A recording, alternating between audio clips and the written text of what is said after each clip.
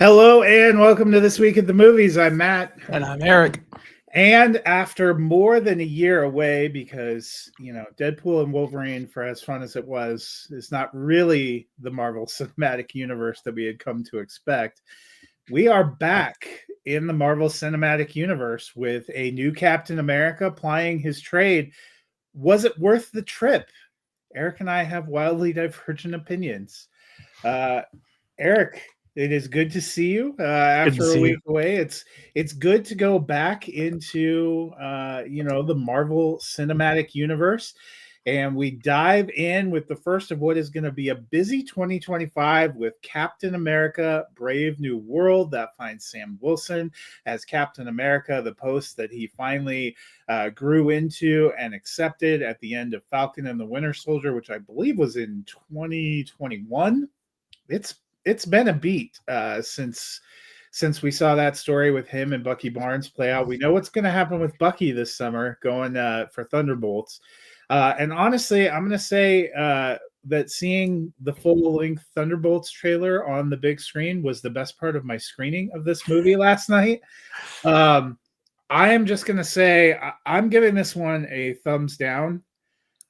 Just one thumb down? Just one thumb down. A podcast I like, The Big Picture, their headline for reviewing this film is Captain America: Brave New World represents rock bottom for the MCU. Where do we go from here? And they're probably not far off in terms of how I felt about this one, but I feel like this worked for you a little better. So let's hear some positives. Well, I don't know. I kind of want to go negative to positive a little bit. Like you don't have to if you don't want to, but you could tell. So this was a troubled production. It was allegedly rewritten about 5 times, changing stories. Yeah. You can definitely tell. Yeah. They're when you use the word plot to describe this movie, I would use that in the essence of the word, not the strictest adherence. All the marketing for it is us getting to see our man, the Red Hulk, which is like about 10 minutes near the end of the film. Sure. My wife said that what it reminded her most, especially since his name is Ross, is Red Ross. Yep. from Friends. And once you've attached to that, you just can't unthink it. It's basically he just gets super mad and spazzes out, and they have a fight among the cherry blossoms. And I was like, all right, well, that happened. But that's how I felt about most of it. I was excited to see Giancarlo Esposito, who is an incredible actor who's created indelible villains on Breaking Bad, The Mandalorian, and many other things. You and I have had a better plot arc so far this morning than he had in this movie. Also, it is a brave stroke that on the 5th rewrite, you decide to take 2 Marvel films from the MCU that no one really wanted to talk about again and fuse them together. So not only is The Incredible Hulk, which was way back at the beginning and is largely regarded by nearly everyone as the worst of the MCU movies, the anchor point for this, including bringing back Tim Blake Nelson. You may have forgotten that he was actually this character and made that appearance in that movie these many years ago.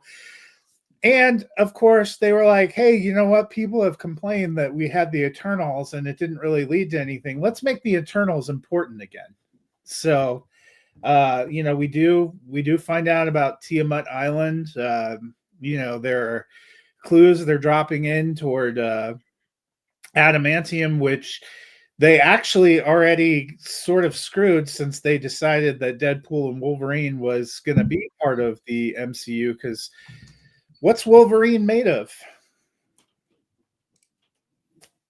Super clear. Yeah. And I guess that's part of their multiversal thing. They had the world's limpest post-credit sequence. Basically, Oh my Just gosh. have it. No, can we talk about that for a second? Because I that would pay dialogue twice was that for 10 so minutes of credits for that. that was like, what do you mean other worlds? They've fought aliens like 20 times.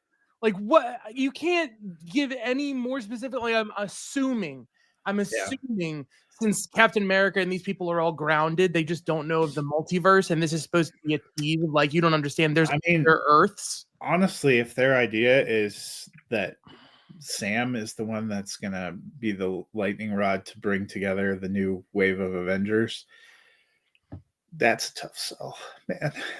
I look forward I to love the Anthony notion. Mackie, but that is a tough sell, man.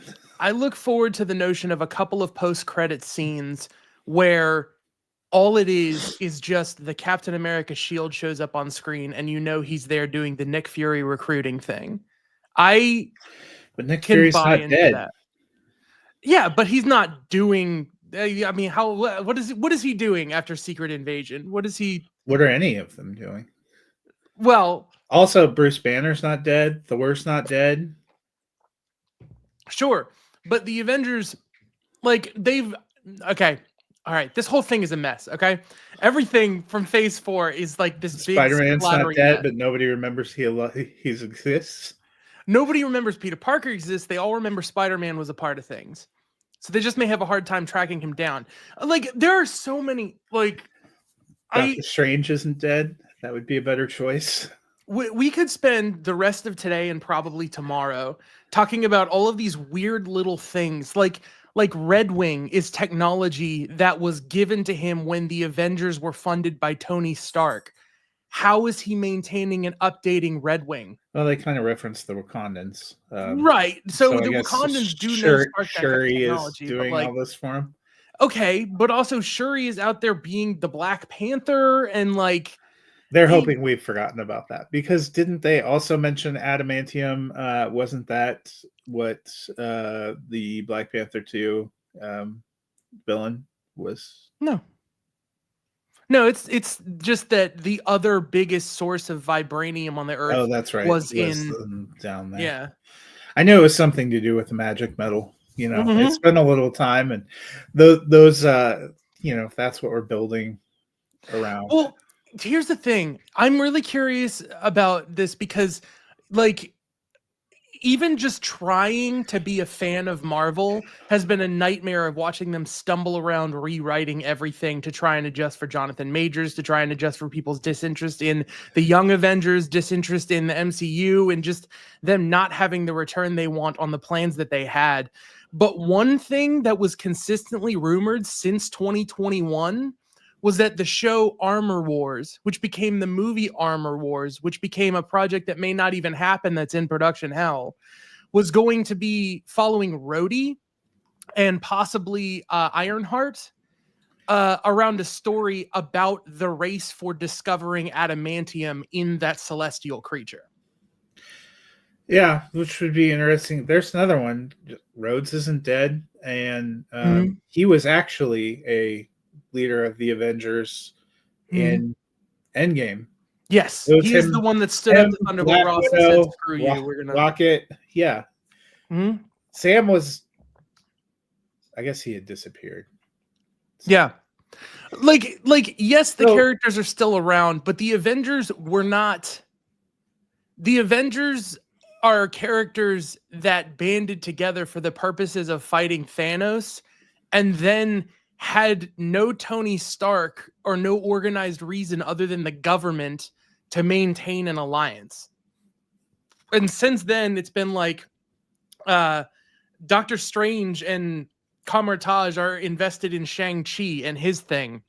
And the Eternals are off-world resolving something, and so they got brought up, and they're probably never going to get brought up again until they show up in Doomsday for cameos, and everybody does what they did with Black Bolt in Doctor Strange, where it's like, we hated that show, but we love that he's back. And like, my concern about the MCU, to use a sports analogy, is it's starting to feel a lot like Aaron Rodgers' career. And when we had Endgame, that that was Aaron Rodgers out there putting up passing records, beloved first ballot Hall of Famer. This movie felt like Aaron Rodgers' first season for the Jets, where we went out there and 4 plays later he blew his Achilles tendon and was out, and just making wild appearances on TV that made you do nothing but lose respect for the entire endeavor. And that is how I felt about this movie. I am quickly losing respect for the entire endeavor. I was not a fan of their Doctor Doom announcement. I am decidedly very much on the fence about Fantastic Four. I did not enjoy the casting. I don't love the trailer. If Thunderbolts isn't good, I think we could be on the bobsled to doom, literally. Yeah, I think bringing Robert Downey Jr. back is a hard sell that looks like a desperate move of a company that is him, Scarlett Johansson, Chris Evans, Scarlett Johansson's not coming back. She's doing the Jurassic Park movies. She's doing Avengers Secret Wars. Yes, they've already. She is? Yes, she's going to be an evil version of herself. So is Chris Evans going to be Captain Hydra. Yeah. Where did you find? I saw it online. They are putting all of when they have the multi-world, that Doctor Doom recruits his Dark Avengers. And all of the original Avengers in a dark, like Hydra-esque. It's I'm not seeing any official announcements and stuff like that. I'm only seeing rumors and speculation, and I guess I would have to dig a little bit, but I obviously I think that the point of Secret Wars is that everybody comes back. Yeah. So I don't know if Doomsday, they're going to tease that everyone is back by showing them, and then the Secret Wars is going to be a bigger thing. But I think Secret Wars is going to be like Blade comes back, the Spider-Men come back, some of the Fox X-Men characters, they get them to come back. And it's all about the legacy of just all superhero movies up to that point. I think they're trying to be that ambitious with it. So I mean, I wouldn't be surprised to hear something like that happen. But here's my thing. This has always been a story that has had a problem since the very beginning. People are like, okay, we've introduced 4 primary characters: Hulk, Iron Man, Thor, and Captain America. The clock is ticking. Just when are they going to become the Avengers? And then in between Avengers movies, there's constantly the complaints, why don't they use the Avengers to solve the problems in their individual movies? And then between Avengers 2 and 3, we had a lot of or between the Avengers 2 and Civil War, we only had 1 year, so not even. So Civil War is when the Avengers kind of broke up.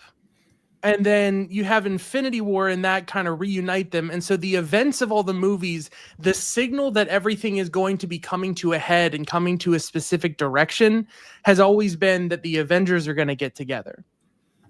And that, to me, is what this movie sort of represented, is sort of like sticking a flagpole in the ground and putting a marker down and saying, we're done waffling on what we're going to do with the future. We are putting a line in the sand and saying, this is where we're going. And this is your Captain America. Captain America is the leader of the Avengers. He's who says Avengers assemble. And we are going to move in a conscious direction to develop that team. And that's why I think it's important that the Thunderbolts title, asterisk, it's been leaked what that means. Because of a foreign trailer transcript. The asterisk is Avengers not available. The characters in Thunderbolts are being written as the B team that are not part of the Avengers. So there's a very clear footstep forward of here are some characters that are going to become Avengers. Here are some characters that are not going to be the Avengers. So get ready to see these characters grouped together. And now we have shows like Eyes of Wakanda and Ironheart, where I think we're going to see a lot more concrete, drive towards next year, right? It's next year that Doomsday happens. Do you know who's an executive producer of Thunderbolts? Who? Scarlett Johansson. That's not a surprise. Like, it is a continuation of her Black Widow movie with Red Guardian and Yelena and Taskmaster. Pretty much the whole cast from Black Widow. So here's the thing. This is a movie that exists as a product of the mess of other broken projects. And so it feels like a broken project. It does. But three things that it could not take away from me that stood out. Actually, honestly, four things, because they didn't just kill the leader as a one-off. So it's still a potential. There's a thing about the character Dr. Doom, and I want to talk about why that character, I care a little bit about what they're doing with him, even though it still seems like a desperate ploy. But I'll get to that in a little bit. The heart of this movie is something that I felt like was missing or written falsely in Captain America and the Winter Soldier, and that is Isaiah Bradley, played by Carl Lumley. And you mean Falcon and the Winter Soldier? What did I say? Captain America, the Winter Soldier. Oh, that would be the second Captain America movie, which he's not in, but he was part of. Falcon and the Winter Soldier was right, but at the end, didn't they change the title to Captain America and the Winter Soldier? I don't think so. I mean, the show is called Falcon and the Winter Soldier. I mean, yeah, that's the title of the show. So whatever. I didn't mean to be confused about it, but I thought that show was clunky and rang false to me sometimes, but ultimately did a good job of establishing why a grounded non-super soldier serum new face that needs to stand up and work with America and represent its ideals and the pressure and the weight that's on Sam's shoulders. All of that was established. And here it's just reestablished, but it still works. It still is a good explanation for his role and his responsibility. When New Falcon is broken and in bed and is talking about the inspiration he had to want to be Sam and just wanting the responsibility that Sam has and that there's someone who has to be there, I still am not sold on why they keep saying, no, just keep doing what you're doing without a super soldier serum. We could give you one, but just don't do it. That baffles me.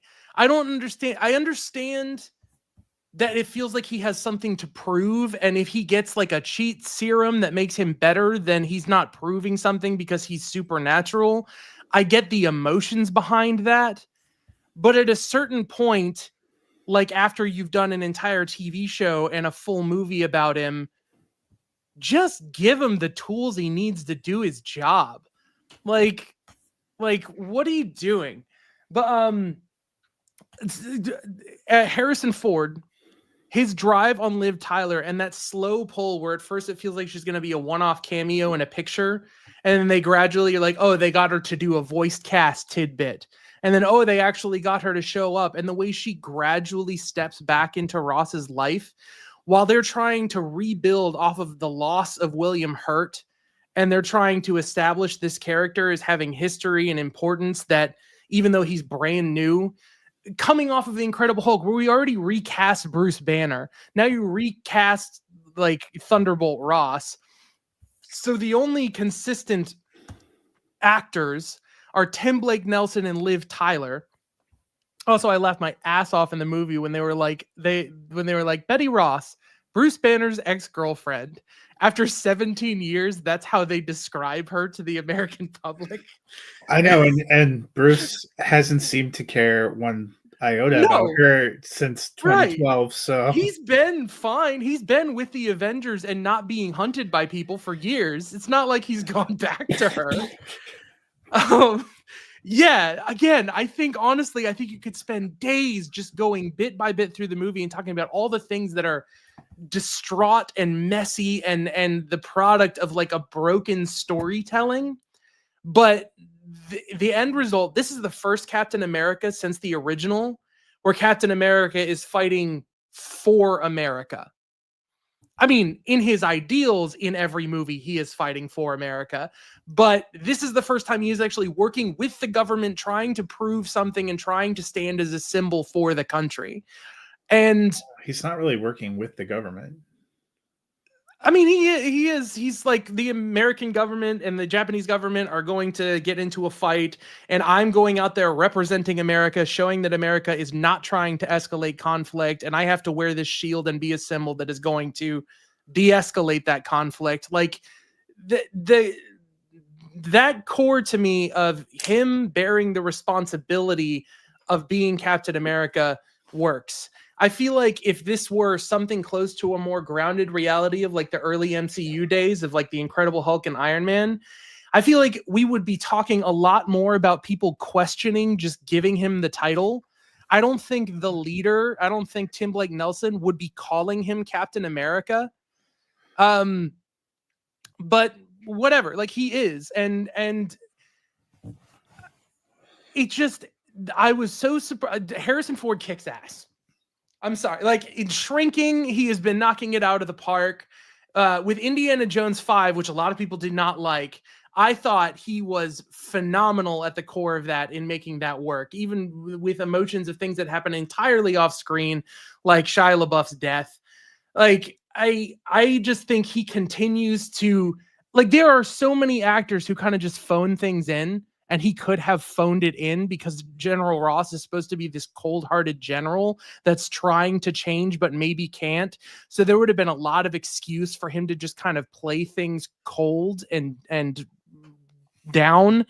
And he doesn't. He got invested. He got into the motion capture. He got into the role. That moment when he breaks down over losing potentially his life and losing Betty and what he wanted felt vulnerable and human in a way that Thunderbolt Ross has always kind of felt like a stock comic book government character to me. And so the emotions between him and Sam and the representation between the US government and Captain America, that core worked for me. And then all of the weight of what's at stake in terms of reputation and everything that lives inside what is written for the character Isaiah Bradley also worked for me. So I was invested in the plot hook of making Isaiah Bradley's innocence known. And I was invested in Captain America developing a relationship with Ross. And that carried through to me through the Red Hulk stuff, which was really, really, really hard to stomach seriously. I would still say, like, visual effects wise, it almost works, except for everything around them looks like some of the worst green screen I've seen since Ant-Man Quantumania. Which is a better movie, by the way. And which no, but a far better movie. No way. Which Ant-Man and the Wasp was not even green screen. Ant-Man and the Wasp was all the rear projection booth that they created for like the Mandalorian and all that stuff. So like it's okay for you to have your opinion and all that. That's fine. Well, but like, I mean, I honestly don't agree with anything you said about Thunderbolt Ross character either. The only thing I agreed with is Harrison Ford is near God tier on Shrinking. But I thought he was more genuine and believable in the Jeep commercial he did during the Super Bowl than in any moment that they gave him in this film. Oh, that is just okay. That's just going to be a flat difference then. I also completely disagree with the idea that they set him up for representing America, because almost from the very beginning, they tell him to stay out of it. He's running on his own. Even the way he ends up at the fleet battle is because he injected himself and decided to go take off himself, not because they welcomed him there and were treating him like a piece of the military. He had to go find his group of loyal Navy SEALs. There's a difference between doing stuff for America and representing America. Like the difference between the Winter Soldier, where Captain America is a rogue agent that the entire military is being told is a villain that needs to be hunted down because they're all corrupt by Hydra, versus this, where Captain America, the character's actions have consequence on how the world views America. That's what I'm talking about. I mean, I don't think there is a big difference. That's it. I mean, the more I think about this movie, the less I like it. It is decidedly bottom 3 for me. Okay. For But also in your Marvel. bottom 3 is The Incredible Hulk, which I really like. Yes, I don't care for the Incredible Hulk, and I thought it was fitting this movie. They keep talking about Ant-Man like he's their best friend, because the original Ant-Man I also don't care for. Yeah, me either. And so those would be my This bottom is a 3. movie that is really trying to champion all of these failed movies. I think I'm more angry about this one because it's just an abject failure, because they have no direction, they have no point, and they wasted good deal. I never thought Edward Norton was a good casting choice for Hulk, and they quickly backed out of that. You know, Edward Norton can do a lot of interesting things, but Mark Ruffalo is 1,000 times more suited to that role. And it feels like they didn't really have a vision for what they wanted to do for Incredible Hulk, and they just threw it out there. And there's a reason they've never gone back to making a Hulk solo film. Well, the rights. Well, hang on. No, because when they made The Incredible Hulk, they hadn't finished making Iron Man yet. They had no direction. They had no idea. Marvel was just taking a shot in the dark at doing what they could do. And Universal worked with them to make that, because they still, to this day, don't have the rights to most of the Hulk's universe.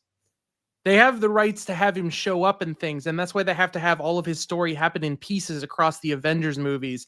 But the reason they've never made another Hulk movie, like everyone begged for World War Hulk, so they threw it into Thor Ragnarok, is because they legally can't.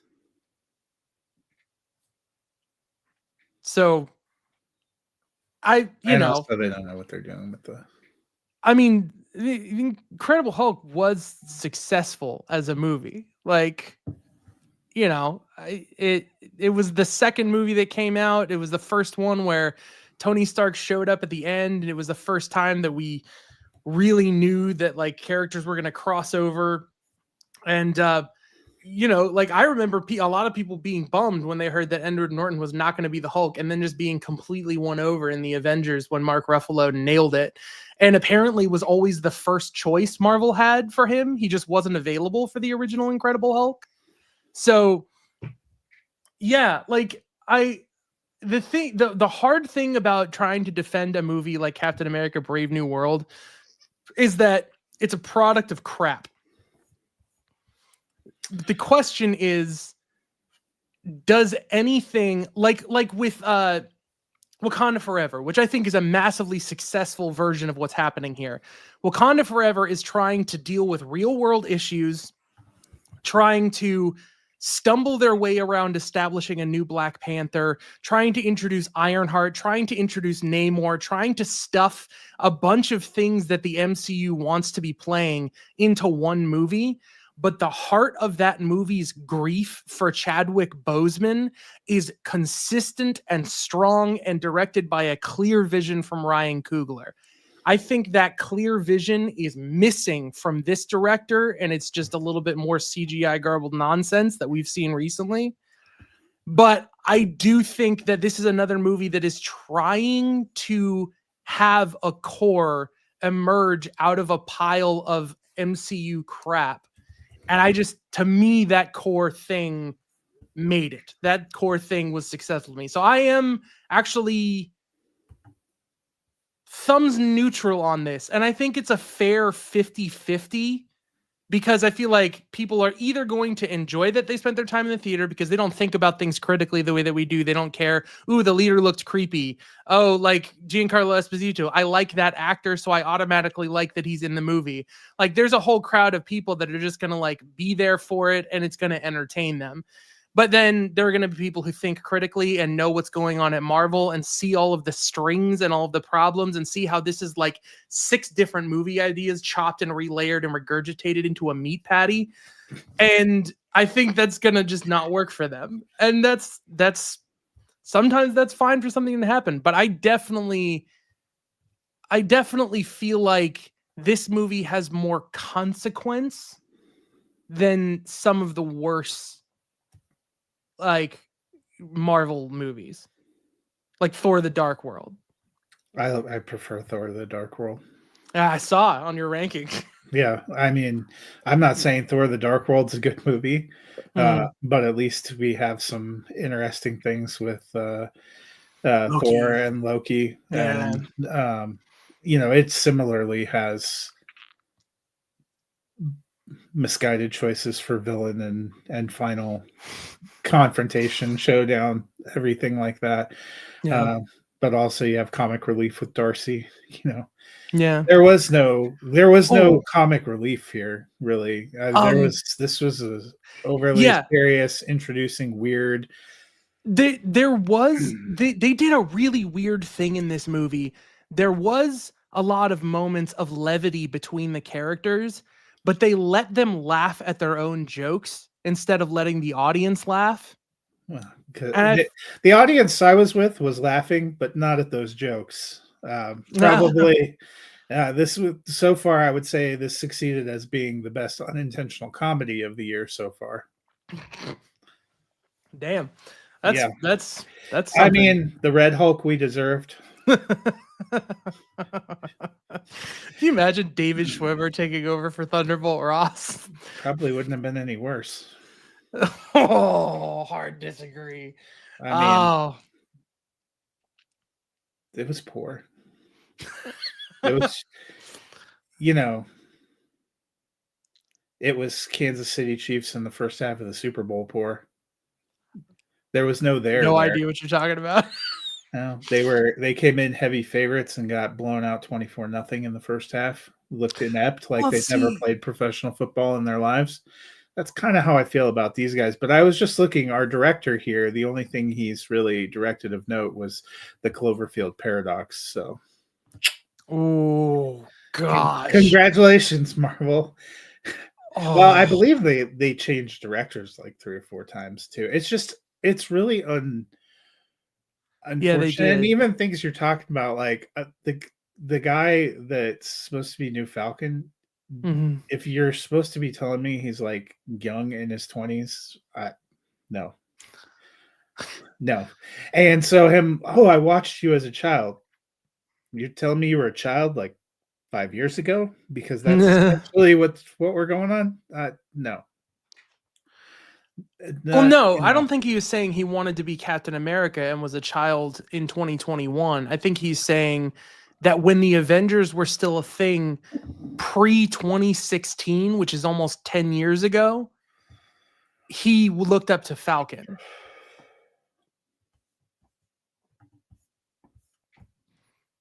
I know it doesn't really matter. It's a drop in a bucket. It's not gonna. I also think that guy is too pretty. I'm supposed to believe that he's somebody who just like came from nothing and had no pretty privilege. Like I can't do I it. just, justice for Anthony Mackie. I think he deserves better. Finally getting his shot to. I actually see what frustrates me a little bit more too is I'm one of the people that actually liked Falcon and the Winter Soldier. I have defended that a few times. People talking about that being the worst of the Marvel television series, and Oh, it's not. I, it's by far not. And I actually thought parts of it are very compelling. I like those two together. So I was reasonably excited to see him take the mantle and to go back. And, the whole time I'm just sitting there watching it going, what is Yeah. going on here? So I want to talk about two things real quick that excite me about the future regarding this movie. One, the Russo brothers directed every movie that Anthony Mackie is in the MCU, Hmm. except for this one. And they are going to be back when he plays Captain America for the Avengers. So I am massively looking forward to their direction of him in this role, given what he has established here. So again, a desperate, cheap-seeming move from Marvel. Bring back the Russo brothers because we haven't had the success since they made their movies. Like that's something that marginally gives me hope when I think about them trying to pitch Anthony Mackie's Captain America as the leader of the Avengers. The other thing, this is just nerdy comic book things here, but do you know the thing about Doctor Doom and why he thinks he's justified in being who he is?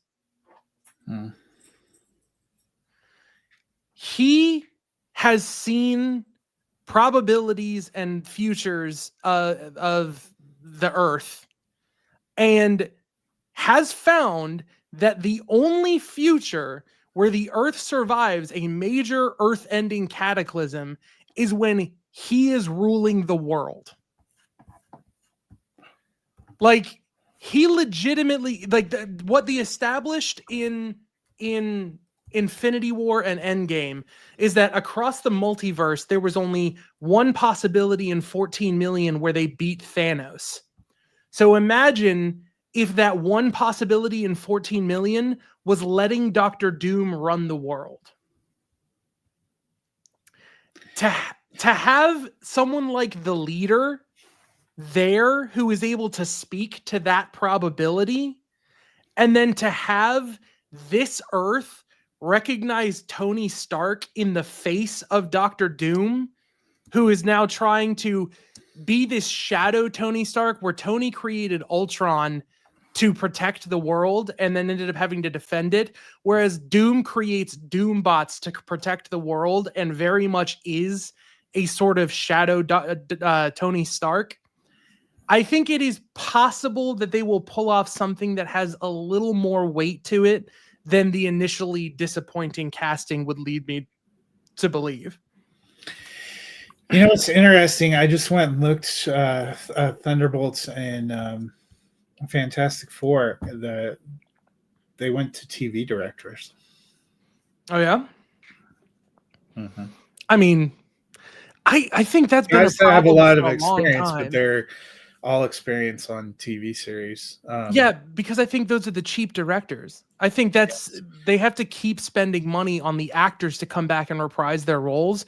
And so much of the movies are actually directed in the visual effects department, establishing the action sequences, that they don't need seasoned directors to do the job. That's something people have been talking about ever since it used to be like, oh, James Gunn, he's kind of like an indie director, but let's give him a franchise. Or the Russo brothers, they were TV directors for Community. Let's give them Captain America.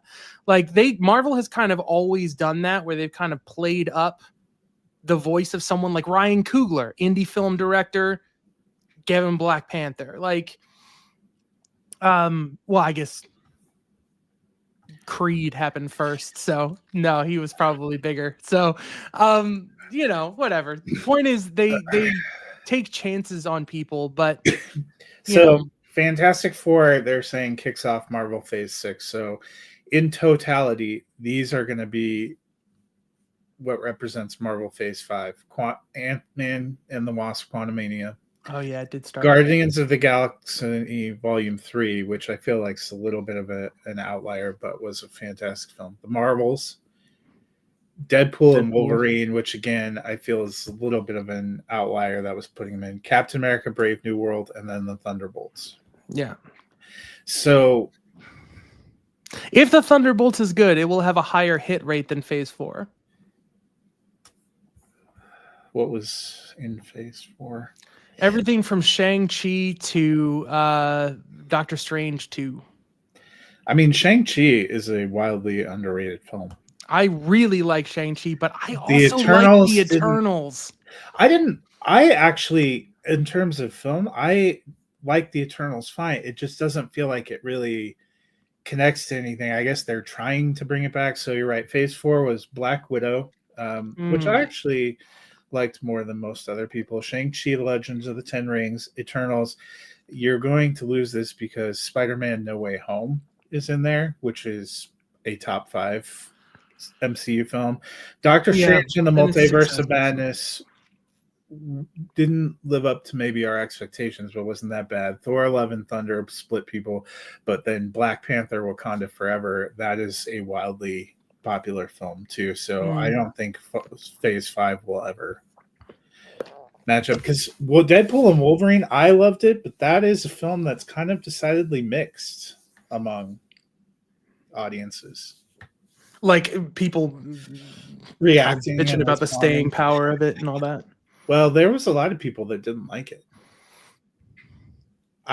It's a style that's probably not for everyone. Hmm. I liked it a lot. I haven't been able Me to too. convince my wife to try it, and she's seen every MCU movie. So, Oh, she's I like, guess it is the rated R one, a lot of people different didn't about like Deadpool as a character. So, and that's why, it's hard. I Wait, don't. I have a hard time believing that there's like in this weird overlap where it's like Deadpool has two successful movies and a built-in audience that really likes the character Deadpool, but he makes an MCU movie and all of a sudden a bunch of people No, don't like Deadpool. I don't think it's the people. He does have a built-in audience, and it probably introduced some people, but I think it was that hardcore audience. I've liked all the Deadpool movies, so Yeah. I was excited. There are a fair number of people that didn't like the Deadpool movies, that didn't like the over-the-top nature of Deadpool and Wolverine. I mean, one of them would be our friend Ricky, who said that it was one of the worst movies of 2024. Yeah. So, Okay. I mean, there are a fair number of people that was not for them. That's not the home run, that you're looking at. That's so, like Phase 5, if those are the films that are in it, I don't think any of them you would Just say Guardians is a 3. sure. Yeah, there were some people that didn't actually care for Guardians 3 too. Yeah, but there's always going to be some people that don't care I think for a movie. Guardians and Deadpool and Wolverine stand out in that group, but they have a very specific built-in audience. And if we're being honest, Guardians of the Galaxy Volume 3, while being a great movie that I loved and that you loved, doesn't exactly tie. Yeah, neither does Deadpool and Wolverine. They're both kind of they're there, but they're so if you were from... looking at the pieces of that are supposed to be part of this interconnected universe. Yeah, all you have is you have the Marvels, you have Ant-Man and the Wasp, Quantumania. this. Yeah, this, and then Thunderbolts. That's that's not gonna. I think Thunderbolts is gonna be good because I think they're doing a terrible job of hiding who the villain is, and I really love Lewis Pullman. I don't know why. Every trailer I see gets me more excited for Thunderbolts, and they did do a TV director, but a TV director that's used to doing kind of over-the-top comedy. I saw on his resume he did a TV show called Minx, which I really love, with Jake Johnson. Pull some of the other that I just thought was interesting. The Fantastic Four director, among his TV projects is like Game of Thrones and some bigger. So he, the director for Thunderbolts, has worked on the TV series Dave, which is a big comedy. Worked on Lodge 49, which is kind of a weird, quirky comedy. Worked on Minx, which was a weird, quirky comedy. Beef, and then was a director for one episode of Skeleton Crew. And let's see if it'll tell me which episode. Hey, why do you think they're hiding that Reed Richards can stretch in the trailer? I don't know. That trailer didn't do a lot for me. Oh, I was kind of enchanted by the whole 60s thing.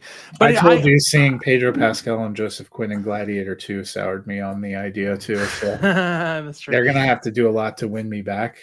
I don't know, man. I saw someone on a plane rewatching. Well, they were probably watching for the first time A Quiet Place Part 1, and I just remembered how much I like. He's incredible in that. Yeah, I loved him in that. But then I saw Gladiator 2, and it gave me pause about both those guys. I'm like, so they're both good actors, but it doesn't mean that they're going to be given good as material. Johnny Storm. Maybe I like Evan Moss Backrack too, and I like Vanessa Kirby. I just I'm having trouble buying into them.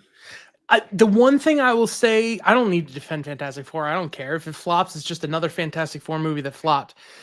But I will say the movies that we're talking about that we liked out of Marvel are the ones that are more of a singular vision that is tangent off of the Marvel Cinematic Universe, that does its own thing. And this is that. Yeah. This is not a story that's been rewritten 4 or 5 times and needs to explain where the Eternals are. This is probably the Fantastic Four from another timeline, and they're going to end up in some cosmic warping thing that brings them into the MCU. I feel though that they're putting the weight and pressure of this on the same that they did with Captain Marvel, where this is now a key cog into what we need to do for Doomsday. our big back-to-back Avengers. Yeah. I liked Captain Marvel. I liked Captain Marvel fine, but a lot of people struggle with its placement and how it then they didn't really. I don't think they really knew what to do with Captain Marvel when they went to the Avengers movies. Absolutely not. So then they you're like basically put her in reshoots. Like then you're like, okay, so you got the post-credit tease at the end of Infinity War, and then it's we're gonna take a break for we had Ant-Man and the Wasp, which was a fine movie, but feels kind of, I think it has unfortunate timing because it also came out after Infinity War. And so you're kind of doing like a slapstick fun adventure through time, but in terms of how you're feeling about the overall MCU, you're like, where are my stakes? And then we're going to go back and give you like a 90s throwback kind of fun Brie Larson, Samuel L. Jackson quipping back and forth. But you're like, all right, how is this getting me to Endgame? And then it's like, oh, we're at Endgame, and we have the post-credit scene. She's going to show up at Endgame, and she's like going to be their big hero, and with CGI short she's hair there at the beginning, and she's there at the end. Yeah. And she's there in the middle telling them that Earth isn't the only one that needs people, so she's going to take care of other places. Hey, you know what? We don't really care about the other places. Yeah. So I just think introducing the concept of a multiverse combined with what happened in the real world and their inability to plan this in advance has really ruined this entire arc. And that's why I think Doomsday is just going to be this big pull for like, okay, but remember what we've done successfully before. Yeah. Remember what we've built up for you before. And then I think they're going to retool what they're going to do. And their next saga, their third saga is going to be something else. Well, it's my understanding that the whole point of Secret Wars is it's going to be this big climactic end of the multiverse, wiping the decks clear so that they can basically start over again. Yep. Which is fine. And you know what? They could be like, maybe Aaron Rodgers will get traded to the Steelers and win a Super Bowl this year. And that's what Avengers Secret War is going to be. You're going to have to go watch some videos of Aaron Rodgers. Okay. Let's just say Aaron Rodgers went from being a beloved football player to a guy who last summer they were talking about was going to be the running mate for RFK, which definitely gave people a different perspective. That's how I feel about Brave New World. All right, so you heard it here. You will either like it or hate it. There is no in between. I mean, you gave it thumbs neutral. I don't even know if that's liking it. Yeah. That's never mind. I literally gave it in between. You will tolerate it, or you will be disappointed by it. And I have seen a couple of people have given it 4 stars, but its Letterboxd average now is I think like 2.5 or 2.4. Yeah, it's all decidedly mid. Yeah, like all the aggregators are like positives. I'm disappointed in it. I gave it 2 out of 5. I mean, it's not like I didn't Megalopolis it. It's not going to end up on a bottom 5 of the year list. I'm just disappointed, I guess, more than anything else. You know, like a parent who sees your C- on a report card. I know you're capable of more. And that's fair. I'm not angry with you. I'm just disappointed. My big thing is I think it was sorely missing the Russo brothers. their direction of just like grounded Captain America-esque superhero action is so much more satisfying than the kind of choreography and Marvel moments and previs created stuff that we got in this. I mean, speaking of disappointment, what a transition to our weekly check-in on the Oscars today. I'm gonna read off the acting races, and I want to get your gut pick about who you think is going to win and who you would want to win. We will start with Best Actor. The nominees are Coleman Domingo for Sing Sing, Adrian Brody for The Brutalist, Ray Fiennes for Conclave, Timothy Chalamet for A Complete Unknown, although in my heart it is Dune Part 2, and Sebastian Stan for The Apprentice. I'm going to need to see a list. Let me pull this up. Yeah, it's on the. I'm going to say I'm leaning toward Ray Fiennes winning, and that's who I would want to probably to win that. I would love to see Coleman Domingo win because I loved him in Sing Sing. I'm worried that The Brutalist is gaining steam. That was a movie that was another kid that brought home a C- on their report card for me. I'm not angry. I'm just disappointed. Adrian Brody is fine in that movie, but that was not my cup of tea. I loved Ray Fiennes in Conclave. I love Conclave. I would love to see him get the victory. Yeah, I don't. The last thing I saw Coleman Domingo in was Drive Away Dolls, and I really like Coleman Domingo, and I've heard so many great things about Sing Sing that even without seeing it, I kind of wouldn't be upset if it coming to Max on March 21st. Yeah, but I honestly I do see the award probably going to Ray Fiennes because I don't see it going to Timothy Chalamet because he's doing. I mean, this isn't the 2000s. I feel like around the time that Jamie Foxx won for Ray Charles, we would be looking at him winning for Bob Dylan. But otherwise, that put upon voice and things like that, I just don't think there's a lot of range in the performance that he's giving. It is hard to tell though, because that movie got a real surge with it had a ton of nominations, which I wasn't necessarily expecting. It has had a real late surge. So I wouldn't, there's probably people too that are like me that are thinking about his body of work. And that's how I feel about Sebastian Stan. He is incredible in A Different Man. And I actually thought that was the movie he'd get nominated for. I feel like right now, if he was to win, that would just be Hollywood trying to stick it to our current president. And that's why I loved Ray Fiennes too. And a guy who I think gets overlooked sometimes. But based on seeing Conclave, I would say it's probably going to go to Ray Fiennes. Based on reputation, I'd say it's going to go to Adrian Brody. Based on the talent of an actor that I think should be recognized, I think it'd be Coleman Domingo. The Best Actress race has gotten a lot more interesting because of people's off the screen activities, but the nominees: Carla Sofia Gascon for Amelia Perez, Cynthia Erivo for Wicked, Mikey Madison for Anora, Fernanda Torres for I'm Still Here, and Demi Moore for The Substance. I think Mikey Madison could make a strong run at that. Fernanda Torres That's what I'm hearing. Is picking up a lot of steam for I'm Still Here, which was one of the foreign language nominees. But I think this one goes to Demi Moore. The only one I think is completely out in this race is Carla Sofia Gascon and I don't really want to go into it, but Google her name and you will find out what is going on there. I think she kind of eliminated herself. I could see any of the other ones getting it, but I think Demi Moore has had a good story and has picked up a lot of steam. Yep, and I'm waiting for it. I want that one. That's the one that I want. Demi Moore for The Substance, man, all the way. Best Supporting Actor nominees: Jeremy Strong for The Apprentice, Kieran Culkin for A Real Pain, Edward Norton for Complete Unknown, Guy Pearce for The Brutalist, and Yura Borisov for Anora.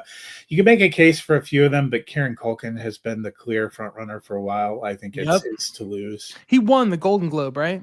Yeah, and he's won a ton of other things, and he was great in A Real Pain. A Real Pain is now streaming on Hulu. So if you have a Hulu subscription, and it's a crisp 90 minutes, great one to check I may go out. watch that like right after this. Best cool. Best Supporting Actress, the nominees: Ariana Grande for Wicked, Zoe Saldana for Emilia Perez, Monica Barbaro for A Complete Unknown, Isabella Rossellini for Conclave, and Felicity Jones for The Brutalist.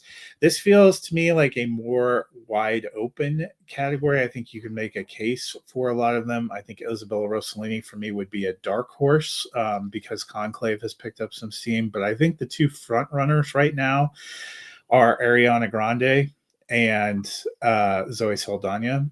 Really? And I go back and forth between who I think's going to win. Ariana Grande has had good betting odds for quite a while, and that movie is certainly the more populist pick. It's hard to know, unfortunately, for Zoe Saldana and the rest of her movie, how much some of this controversy is going to ding it across the board. Which is really unfortunate. But that is so weird to me. Everything going on with that, with the concept of the politics of award season steam building up and like the outside reputation, like it is very bizarre to me. Like I understand sometimes why you wouldn't want like a movie to get recognition if someone like Kevin Spacey is starring in it, but it's some of this stuff to me just feels like Hollywood background noise. And when people are not considering things, I just hear so many good things about Emilia Perez. And I imagine that there's a lot being brought to the table there. But I'm pulling for Joan Baez, Monica Barbaro. Yeah. There's something to her performance that is like so strong. And specifically, we're talking about a supporting actress category, like a supporting role in a movie and how impactful it was in that category. Like, yeah, if it was up to me, I would give it to Ariana Grande. I will say not even close for me. So. I agree, kind of, because that character is a bizarre character, and she has to play a very between all my articulate set of emotions. Awards, I voted for her 4 times. So yeah, I'm pretty well set. But that's the thing is, I kind of like, I know she's not the star, but she's the kind of supporting character where I kind of think of like the movie is sold as green and pink. You know, well, I feel really like it was the kind of performance you either loved or you really didn't like, and that's what's going to be interesting to watch, because there have been people that loved it, that thought she did a great job like me, and people that just did not vibe with it. Well, hey, I kind of am cool with any of these. I haven't seen The Brutalist or Emilia Perez. This feels a little more wide open. It's hard to. You'll start to get a feel as you go through the awards which one of these Best Picture nominees is really carrying steam, and I think that's going to start to tell you, like, if there is a tidal wave of support for The Brutalist, some of these acting categories could get lifted. If there is a tidal wave of support for A Complete Unknown, you could see some of these people rise up. The only one I feel fairly really confident about, if I was to make a Hollywood bet right now, is Best Supporting Actor. I think Kieran Culkin, barring some kind of complete collapse, has got it. But the other ones, I don't feel 100% on anything. I just saw an article titled, "Was Captain America: Brave New World's post-credit scene shot in 2010?"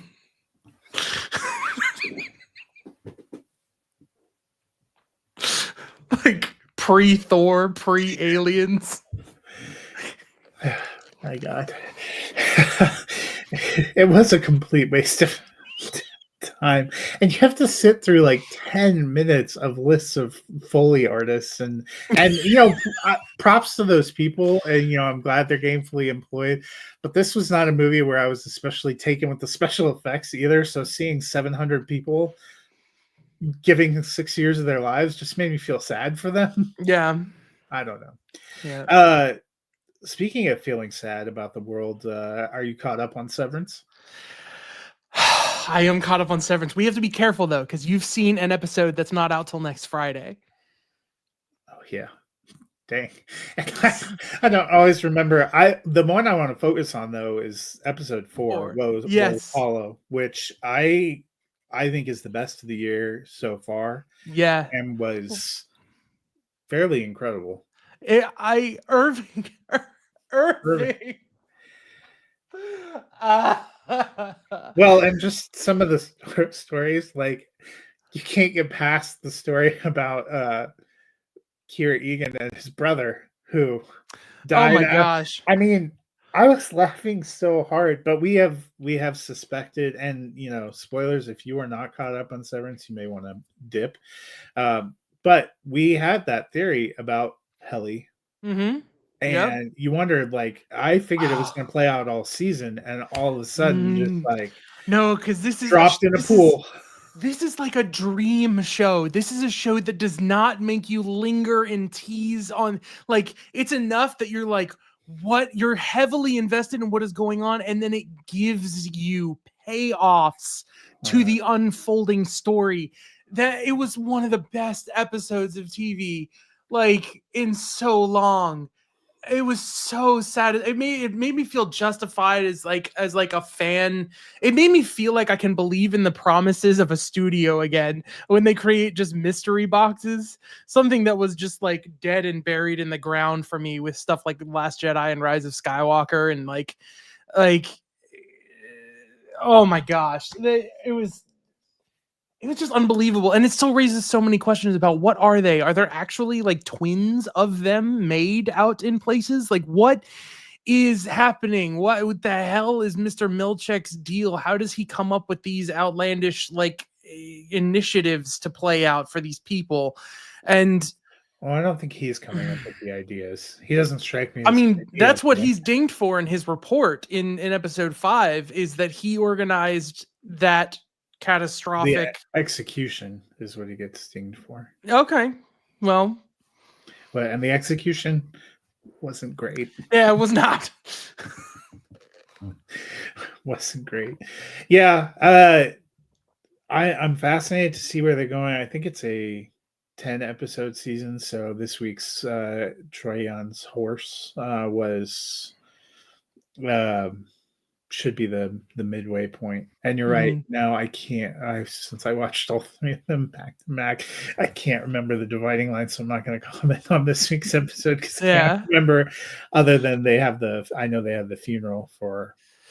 They have the funeral because that was Ben Stiller's still of the week.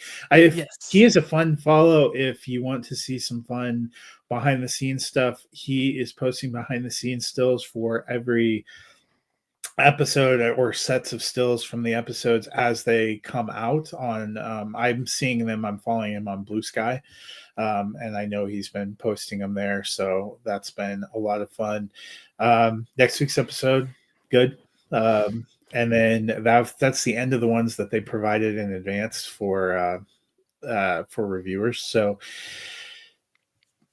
it's shaping up to potentially be up there for show of the year. I know it's only February, but yeah, it's definitely setting a high bar. Way more fanfare than the first season got. Well, I think the only good thing about a 3-year layoff is you have time for a lot of people to discover it and get excited about it. And I think we've seen this with some other shows. I feel like the later seasons of Yellowstone really caught fire too, because they had started having these kind of long breaks. Like I teased my wife when we were catching up on it. We finished the end of one season. She's like, well, we got to see what happens. Boot the next one. I was like, and in real time, this was 20 months for me. So, Game of Thrones had some similar builds too, especially between like the Red Wedding and when they continue in 4 and the end of 4 and the end of 5 and when they go to 6, they had some catastrophically long breaks where people caught up. Yeah. So sometimes absence does make the heart grow fonder. Absolutely. Before we get out of here, any other things you've seen this week that you want to shout out? I feel like there was No. Well, be sure to go back and see the real Red Hulk that we all deserve. Yeah. Streaming now on Max. But there are a couple of streaming movies that are out this week that I enjoyed. First is The Gorge, which is also on Apple TV Plus. Features Oh. Miles Teller and Anya Taylor-Joy, directed by Scott Derrickson.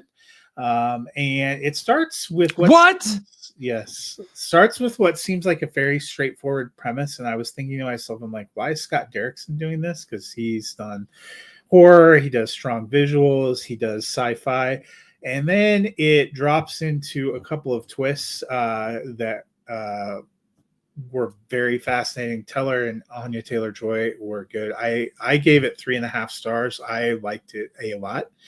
That one is streaming now on Apple TV Plus, dropped yesterday. And then the other streaming one, this one is on Peacock. It is Valentine's / President's Day weekend. Bridget Jones, Mad About the Boy. This is the 4th installment in the film franchise.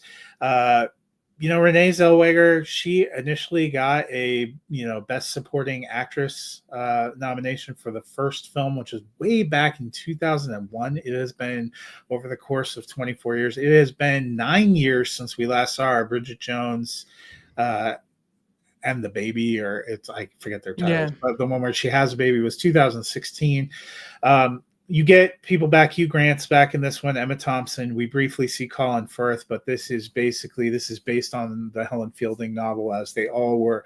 This is a few years after Mark has passed away, so you have a widowed Bridget Jones raising 2 children, trying to find her way again in the world. I was a little on the fence. The trailer for this makes it really seem like it's going one way, that not that there aren't those pieces of this film, but I'm actually going to say this is my favorite of the franchise so far, because there are some more deeply felt emotional beats. I like Chiwetel Ejiofor, and he is in here, and I liked his back and forth with Renee Zellweger.